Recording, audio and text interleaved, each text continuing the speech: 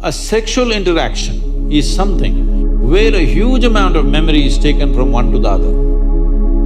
So, always, not in this society, everywhere else, forever people saw the advantage of keeping that memory to the minimum.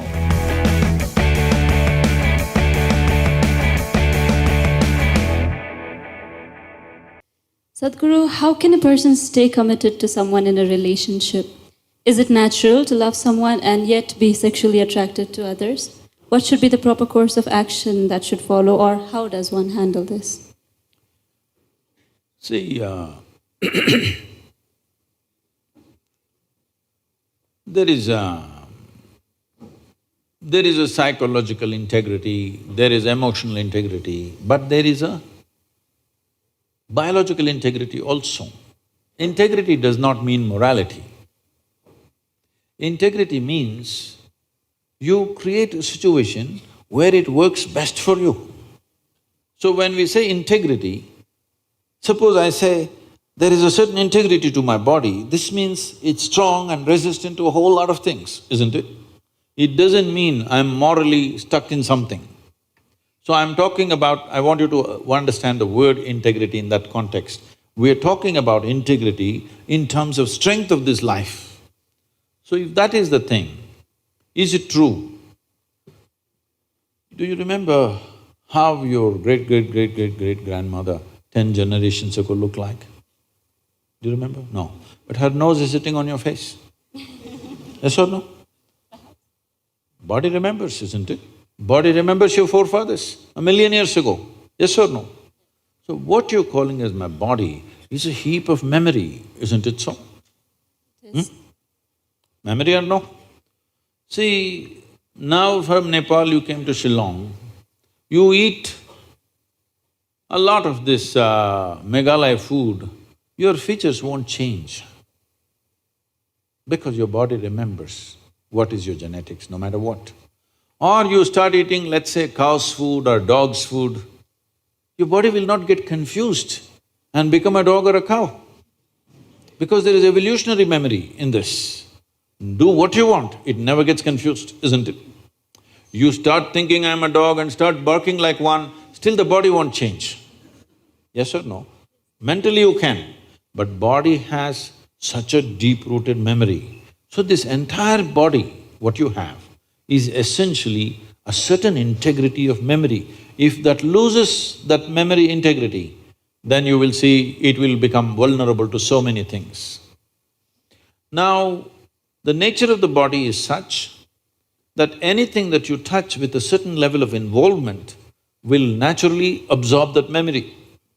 Not mentally, physically it'll absorb that memory. Traditionally in this culture we call this runanubandha. You heard of such a word? Runanubandha. What this means is physical memory that you gather. Why people… you will see this with people, let's say in their home, they will go and sit in one place. This will usually the older people you will see, they want to go and sit in the same place. They won't sit in another place. Have you noticed this? Even your dog, he comes, if he wants to sit here, he'll smell this, he'll smell that, he'll smell that, he'll smell that. And after much searching, he will settle down in that particular place. Next time you chase him somewhere, he comes, he goes and sits in the same place. Because there is memory. Today there is forensic equipment where you're sitting here right now, you went away. After 2, 3, 8 hours, if they come, not with a dog can easily do it. But with forensic equipment, we come here and just check this chair and we know it was you who was sitting here, not somebody else. So there is memory. Wherever you sit, stand, whatever you touch, there is memory and transaction happening all the time. Well, you come from Nepal, in India also it's very much there, in south is very strongly there, north maybe it's become weakened. People never give salt to another person. Do you know this? Here also? If somebody gives you salt, you say, please keep it there. Because there are certain materials which transmit memory much better than others. salt, sesame seeds, lemons, like this, if you give traditional people, they'll say, keep it there, I will take it. Because they don't want to develop runanabandha with you.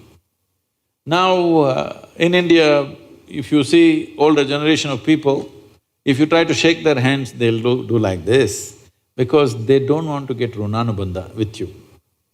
Because the idea is to keep the integrity of your body's memory in such a way that it doesn't become vulnerable to other things, that you become a very integrated life. If you want to nurture yourself to be a certain possibility, then you have to maintain the memory integrity. This is what runanabandha means. You keep your physical memory to the minimal. A sexual interaction is something where a huge amount of memory is taken from one to the other. So always, not in this society, everywhere else, forever people saw the advantage of keeping that memory to the minimal. If you make that memory very complex, you will see to be at ease will become very difficult after some time. There will be pleasure, but there will be no joy in your life. You can observe people, don't go by what I'm saying. You can observe people, they will have pleasure, they will giggle all the time, but you look at them, there is no joy in them, there's no ease. Because the ease will go away with excessive memory. This is not only with sexuality, there are many other things that you do like this. Right now you see this very much in the Western societies. Wherever I go, especially in America, people will come, Sadhguru, where is my hug? I say, it must be with you. Why is it with me? It is not like at a certain moment when you feel close to somebody, you hug them.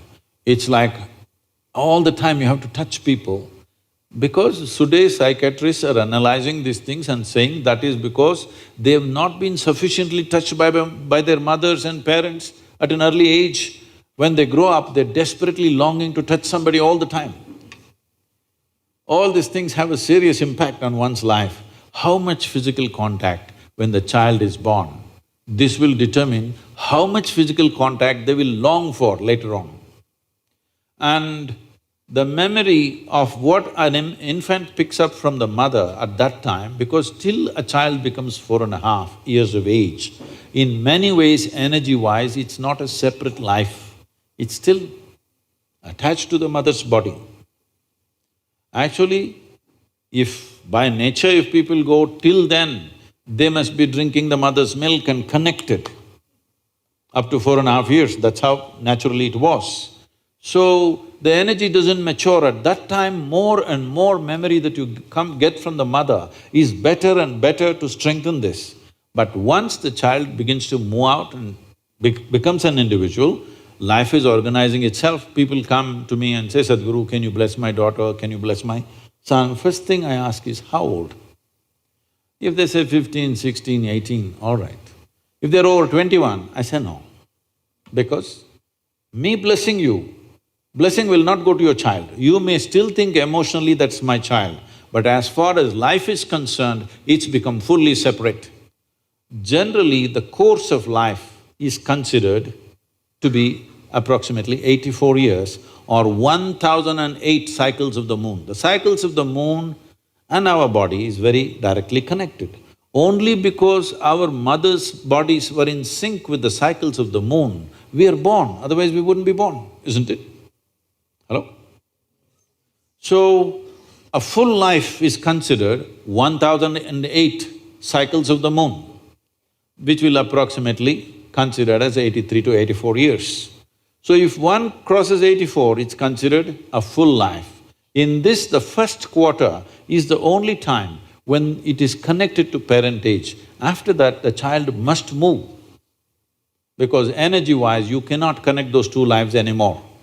So that is when the longing, if you have not created enough integrity within yourself, the longing for another body multiplies. Even though the hormonal phase may be higher between 15 to 20, the longing to bind and bond with somebody increases after 21 years of age, because unknowingly you're like a satellite who fell off the main mother. You come off the motherboard. Now you want to attach to something unless you find some integrity. This is why between 12 and 18, one must do lot of sadhana to strengthen the body so that you don't desperately bind yourself to something or somebody. You must consciously, if you wish to take a partner, it must be a conscious process. If it's a compulsive process, then you will pay the price for it. This is not a question of morality. It is not that this is sin, that is sin. The question is, what is your priority in your life? If your priority is to make this life rise to a higher possibility, then you must be conscious. If you want to somehow live and go, it's okay.